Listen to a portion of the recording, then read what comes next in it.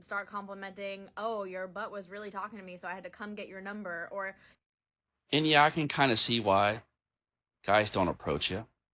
Which that is kind of a funny one-liner. Your butt was talking to me, so I had to come get your number. I've used corny ones about that corny, and they've always worked and panned out. It's always funny. But with your generation and the whininess that the entire generation does, the men nowadays can't use it. I mean, I got plenty of them I can tell you I've used. When I worked at convenience stores, there was some great one-liners. Like one of my favorite ones. If a female had a tongue ring, I said, "Oh, I see you have an oral fixation," and I'd leave it at that.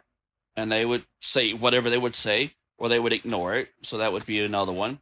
And couple of the other little cornball ones I would use would be I seem to have lost my phone number. Can I have yours? Yes, as corny as they sound, yes, they are corny as fuck. But it's always an icebreaker. But with you females nowadays, all up in your,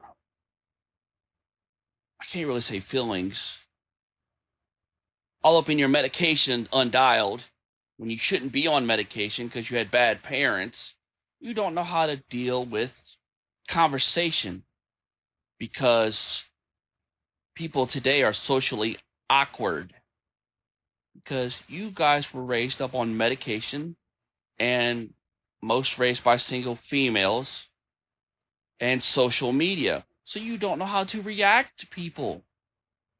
And whether it's being obnoxious, obtuse, just witty, corny, or anything, you take offense to it. And I've had some cornball ass ones used on me back in the day. And they are funny. They're hilarious because they will break the ice. Like, I'll give you another one. I was at a club one time and I ordered a drink and I just drank it. It was a Long Island iced tea. I drank the whole damn thing, and the lady was like, "Well, damn, if you drinking that, I know I'm getting laid." That was corny as fuck. I didn't know who the fuck she was. But it did pan out, and it is what it is. But the point of it, it was funnier and shit. Because she had the confidence to say it. Would it have been a different time? Maybe, maybe not. But that was my generation back 20 years ago before the social media garbage that you guys are stuck on whining over and whining everything else. Now let's get back to the touchy-feely part of your video. That is pretty fucked up. That sucks. And it's gotten to now, again, with the entitlement of the last two generations, millennials and Gen Z, the participation trophy generation, people feel they are entitled just to come up to you and start touching you, start doing other little things. Conversation is conversation. That's fine.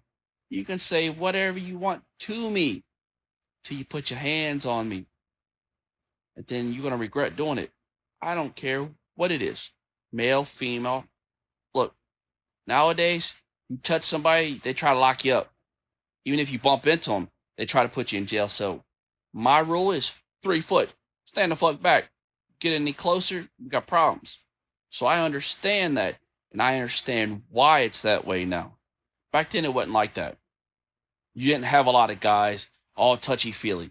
Now, the females, yeah, the females were the touchy-feelies because you have the masculine men that were a certain way and the females were other certain way.